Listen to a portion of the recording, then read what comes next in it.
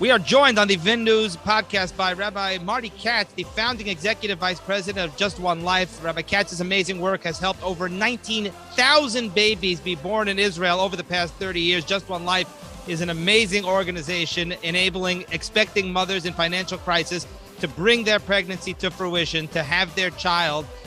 He and I have been extremely close for, Rabbi Katz, you're not going to believe this, over 25 years. Get ready. It's shocking. We'll get into some of that, Mitzvah Hashem. And any adjective that I use right now, I was thinking of how to describe your work. Anything, and it's mind-blowing. It's just astonishing what you've dedicated your life to doing, and saving the numbers we're talking of babies is just off the charts. But it'll only diminish. And now is the perfect time to be interviewing you, which is why I'm so excited, because you deal with literally expecting mothers with a pregnancy in crisis, mothers who are considering doing the unthinkable. And with the politics of today, it's so timely, because I know that on the one hand, you're able to do what you do, save babies, and you still avoid the politics and kind of stay above all of that. So tell me, how do you do it? Tell us about your experience. This project goes back to the end of the 80s, 1988, 1989, 1990. Without boring everybody with all the details, how it was founded. Jack Forger is chairman, Madeleine Gittleman, executive vice president, but one of the top social workers in Israel and probably in the world. They noticed and they read with Rabbi Solomon Sharf, the founding Rabbi Oliver Shalom, amazing rabbi. They read about a problem of families terminating or singles terminating in Israel. And the question was, how do you tackle that problem and stay out of the politics and stay out of the newspapers? And the answer is with love, with ahava, with coming up with a formula, with stating that, and this is how it began, we branched out. If families are considering to terminate because of socioeconomic stress, because of money stress, psychological barriers, can we help them overcome those barriers? Can we subsidize them for months or into over a year, which I'll clarify? And they have the choice, what do they want to do? And overall, they've decided to keep their baby, Rabbi Yaakov. They've decided to keep their baby. And yes, in the beginning when we started this, as soon as you talk about pregnancy and crisis, right away you're branded. People look at you, other social workers look at you. No one wants to be in your camp. It took us time to win the hospitals over, that we are not the screamers, we're not the yellers, we are people with passion. If there's a problem, how do you solve it? By engaging the clients. Rav Pam Oliver Shalom was our Pesach advisor for 10, 15 years. It shifted over to Rav David Feinstein Zatzal. Now it's Reuven Feinstein. But that's really it. I'll explain. I'll even sidetrack the question. So how do we get cases? We have an office in King George in Yerushalayim. Cases are referred to us all over the country. Rabbaniot, Rabbanim, doctors, social workers, municipalities, professionals who deal with birth, doctors, cases of pregnancy and crisis. In the beginning, it was essentially we dealt with the problem, what if a family wants to terminate? We dealt with singles. Rav Pam used to tell me, Rav Menachem, singles is not supposed to pass, so I gotta be about supposed to pass. We don't yell, we don't scream. Wow. And Baruch Hashem. But I go on to say we've branched out. We're a house that deals with every type of pregnancy and crisis. You name it. Miscarriage, dysfunctional families, problems of high-risk pregnancies.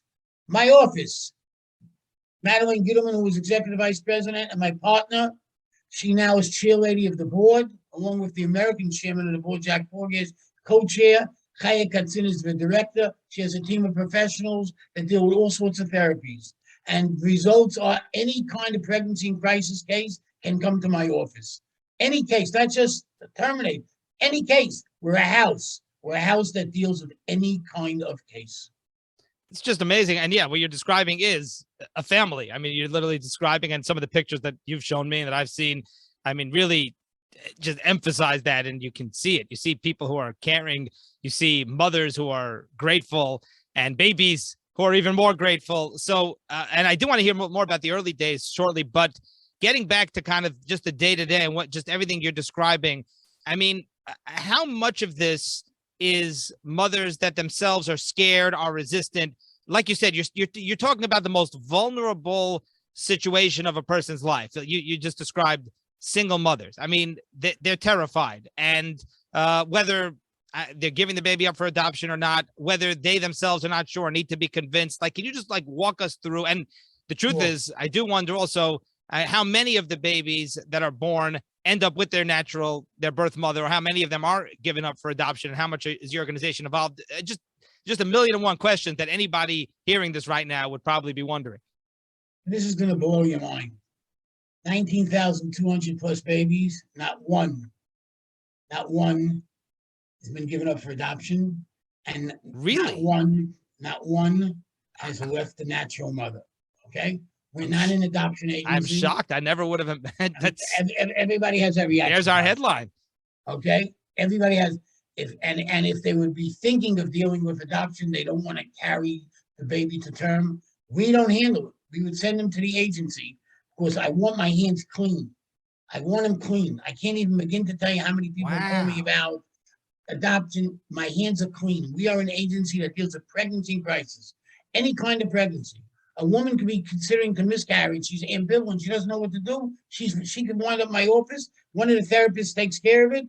And Baruch Hashem, over time, she needs funds. She needs money. We help her. Okay, so the walkthrough is there's a referral.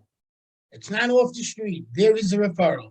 That guarantees right away that it's emes v'yatzi v'kaim v'nema. It really is a real case. It's not a pardon me a faker eye. Right. There's a referral.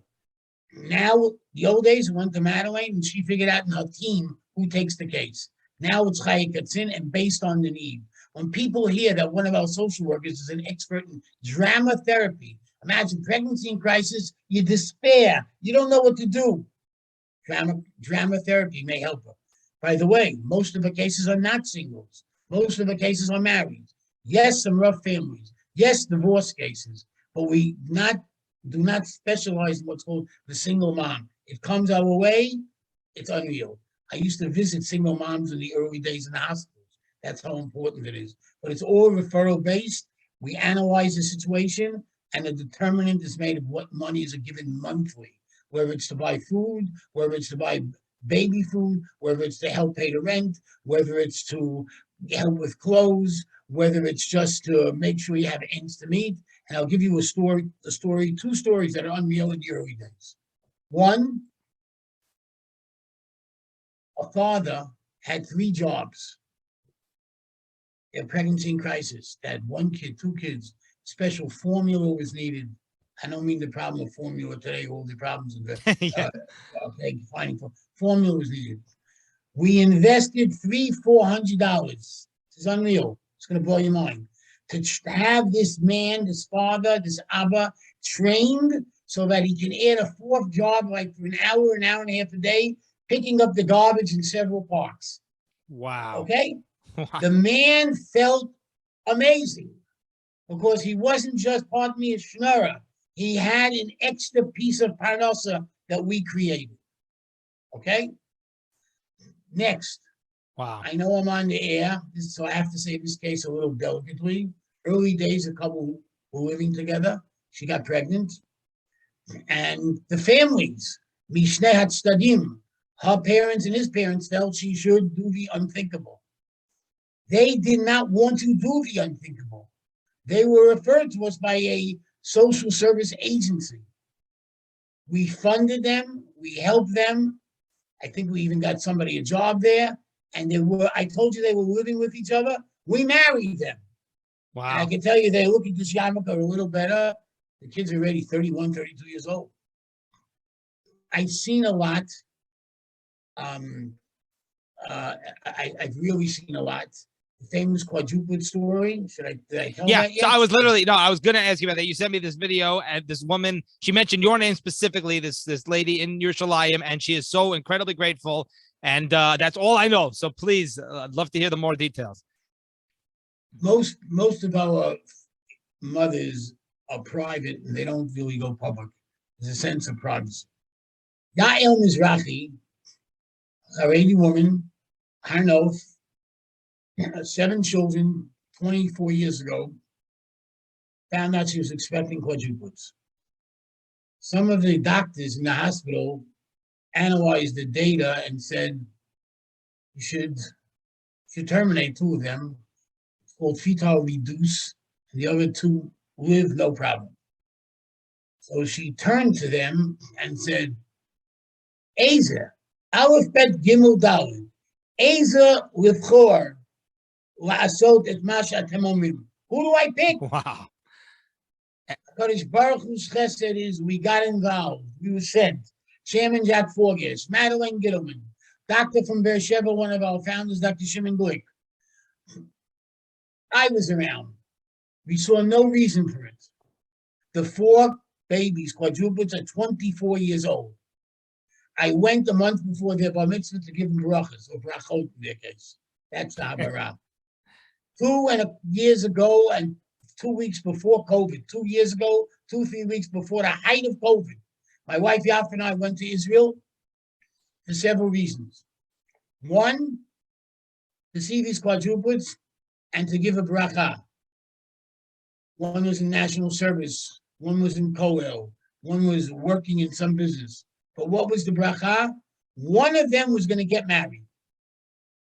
Okay? One of the 4 was getting married, the first one. So I gave a bracha and I came. They were excited. I'll send you those pictures too. And the irony is, it's not irony. They were married in the height of COVID. In the beginning of COVID, with the ropes and the social distancing and the masks, if I sent you the pictures, you wouldn't believe it. But that's what they were dressed up as. Wow. Not dressed up, that's how they dressed. Okay? 9-10 months later, the one who got married had a baby. I haven't been in Israel since 2 years and 2-3 weeks because of COVID. Right before Purim, I went to Israel. 2 grandchildren, the quadruplets, came to visit me and my wife and 2 granddaughters in the Plaza Hotel. And the second quadruplet got married and also has a baby. Wow. And just getting back to it's just mind-blowing. Okay. They're my quadruplets. I hope one day Josh will be able to play this 45 seconds. and the doctors, they were saying to reduce by 2. That's not for medical purposes. I mean, that's like just for medical. They thought, they analyzed. Other doctors disagreed. Somehow we persevered. You wonder how many of those situations just happen for absolutely no reason. It's so tragic. Yes, I can't give you an answer. I can't give you that answer. Yeah, no, understood. And I mean, I'm sure you have, hundreds, thousands of stories, 19,000 stories. Getting to the early days a little bit, because I'm fascinated. Number one, your connection to Gedolim throughout all these decades, because you mentioned Rav Palm, you mentioned Rav Feinstein, Rav David and Rav Ruvain. I know that you told me you were in contact with Rav Chaim Zatzal just a few months ago. So, I guess probably within weeks of his Patira. And, in terms of, number one, resistance that you got and how the Gedolim kind of guided you through that in the early times. And just, it sounds like Rav Palm, it sounds like they gave you just an incredible amount of chizuk. It sounds like that they kind of recognized, because I get the feeling a lot of this went under the radar for what you're saying, because it kind of ruffles feathers, whether it should or it should not, but it does. At the same time, the Gedolim in private are pushing you and telling you that you're literally doing things that are image bruma shalaylam. So you're so on the target. In the beginning, the door was, when I was trying to raise money, very often the door was locked on me. I would probably say with Madeleine Gittleman, who is a gadol in the field, when she was dealing with social workers in different hospitals, they probably locked the door. Because as soon as you hear the word pregnancy and crisis, as soon as you hear the word possibility of termination, my mind is made up. Don't confuse me with the facts. You're going to use love to solve an issue? You're going to let them make the choice? We let them make the choice. Here's what we can do for you. Wow. Again, the project has shifted in many directions. like many other projects, because you're Malin Bakodesh, you want to grow. But in the beginning, it was, I'm telling you, it was totally, I could talk to any politic in this arena without a problem. Hadassah, in the beginning, I dealt with some people in Hadassah, they could not believe our approach. Okay, they couldn't believe our approach. When people would start up with me, there were one or two, honestly, left-wing feminists who came out and said, this rabbi is unbelievable. The approach in Israel is unbelievable. And the genius goes again to Madeleine Gittleman, who was the pioneer and helped put this together. Okay, Wow. so early days. I'll tell you something else that's fascinating. It's not early days. Any high-risk, dysfunctional kind of pregnancy, in the sense that a mother's worried about what's going to be with this pregnancy, the sonograms and the x-rays somehow came up that there may be a problem. The mother is in despair. She doesn't know what to do. She needs to see somebody. Many charedim, they don't know what to do. Shaarei Tzedek Hospital, the specific arm which deals with these problems, led by Dr. Ori Chen, who should have a full shlem, he's not well, and his special assistant and the midwife nurse, that's how you say it, okay, Yehudit Ackerman, they send those cases to my team. The team in Yerushalayim was with therapists, not me, they're therapists, and they know how to deal with these cases. When we walk into Shaarei Tzedek, this cause, myself, with my wife, at that time was my granddaughters, I don't mean to look like I'm a Baal Gaiva. I thought it was a Rosh Hashiva Panovich. This happened 2 years ago before COVID, and now they practically hug us. They kiss us because of what we do and how we're able to educate and work with these women. Okay? We've dealt with, earlier on, years ago, Chernobyl cases where women did not know what to do, and Madeleine Gittleman was she was there. Chaya Katzin, the other day, there was a whole conference, I think it was on mental health. And just when life, Nefesh Achat B'Yisrael, by the way, it's from the Gemara in Sanhedrin, Kol HaMakayim Nefesh Achat B'Yisrael. Oh, sure. The other day, there was a major conference in Yerushalayim, I think it was a Sunday, Monday. We had a booth. They were felling, everybody was coming over to us on the unique professionalism. This is not terminate now. This is any issue with pregnancy and crisis. Suddenly, Baruch Hashem, we've made a name. And by the way, I hope you don't mind, I'm going to say one correction in the beginning when you say, you said, if God forbid, somehow they can't get help, they're ready to throw it away. We never speak like that. So, okay.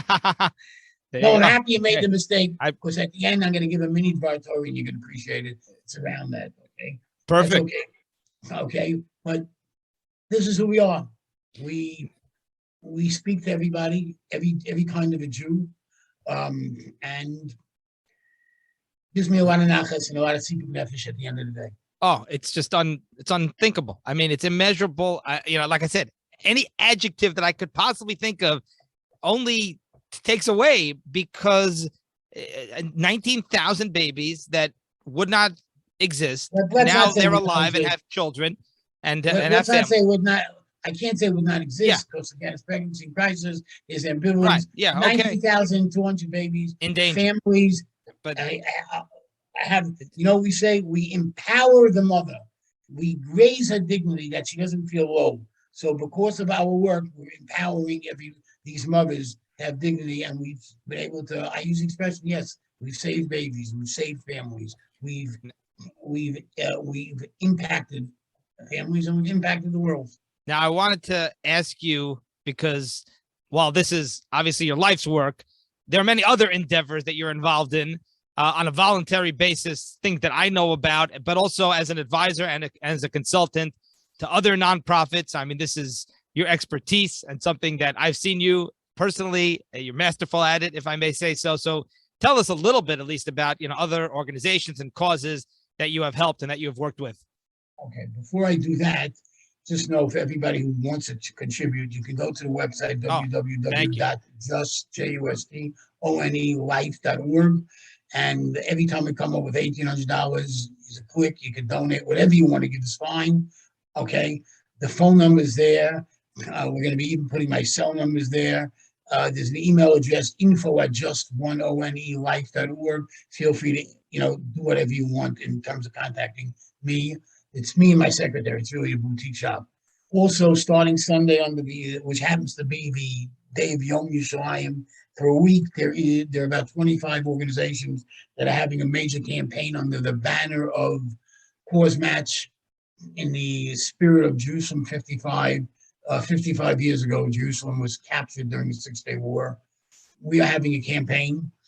Hopefully on my website, there'll be a click which will lead you to a homepage. There are ambassadors who are sending out the lists. If you're not on any of the lists and you want to get involved, you could just click somehow. It should be ready by Sunday or Sunday afternoon, and it'll take you to a homepage. You can contribute. If you want to be involved more and somehow help me, you can find again, just if you get the email and give me a phone number, and if I can, I'll call you.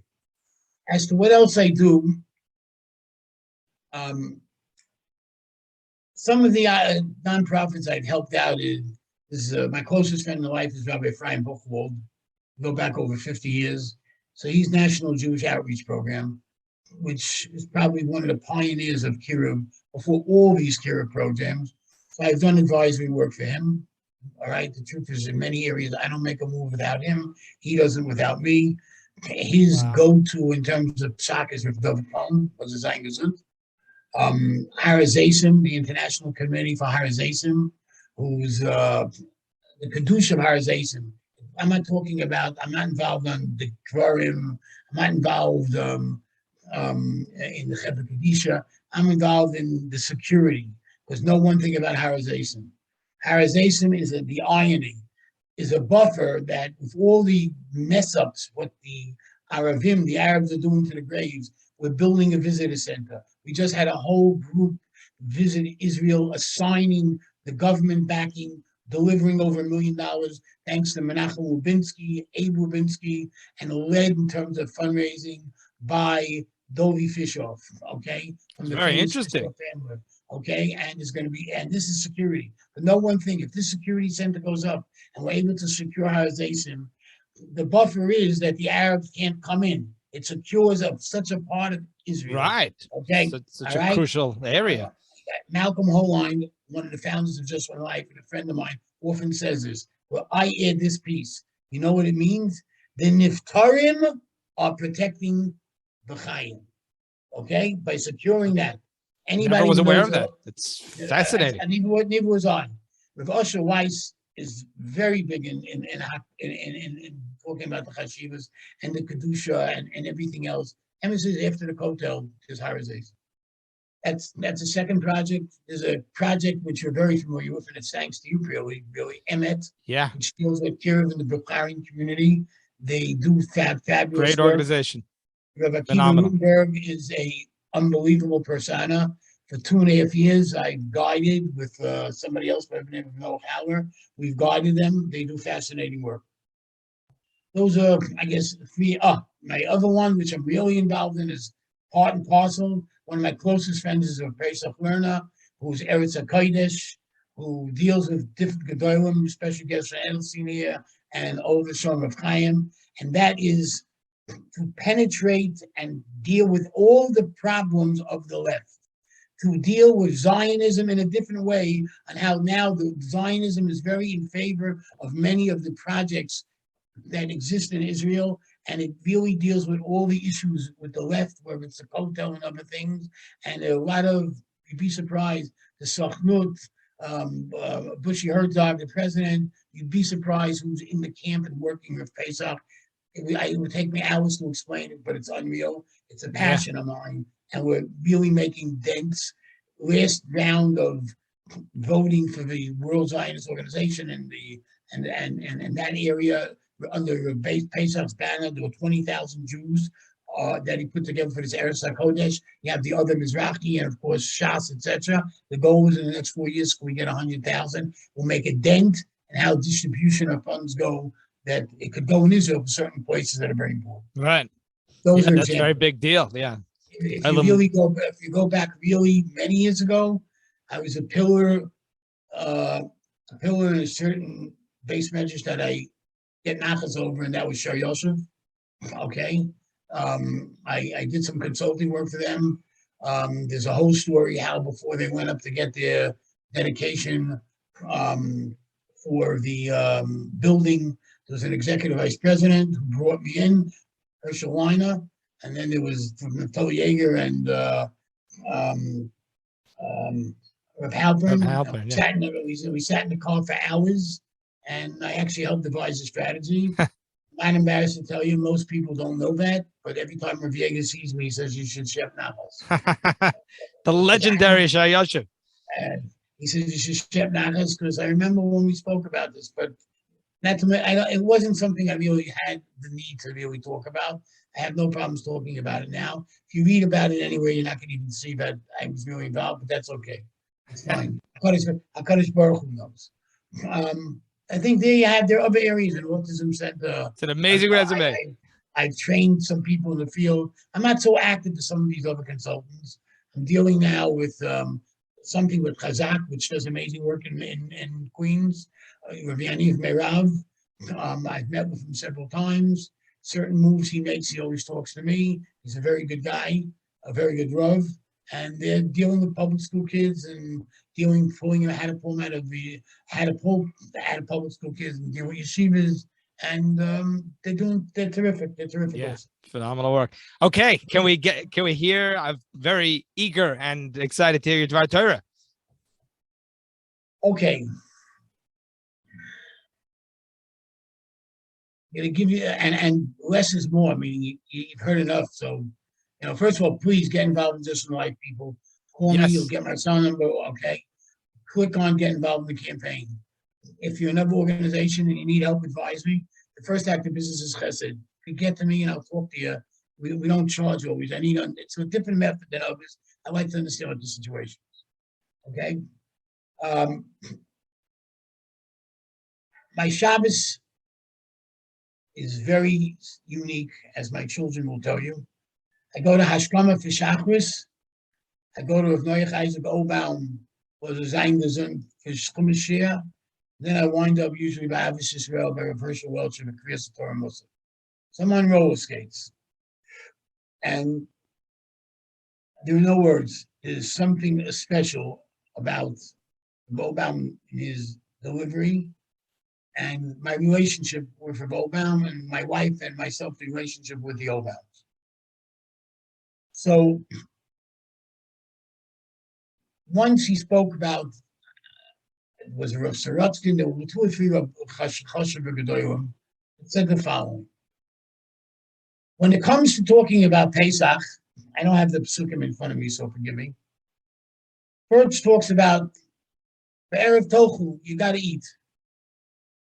Then it says you can't eat. Lo tochal chametz. But first it starts with what you have to do.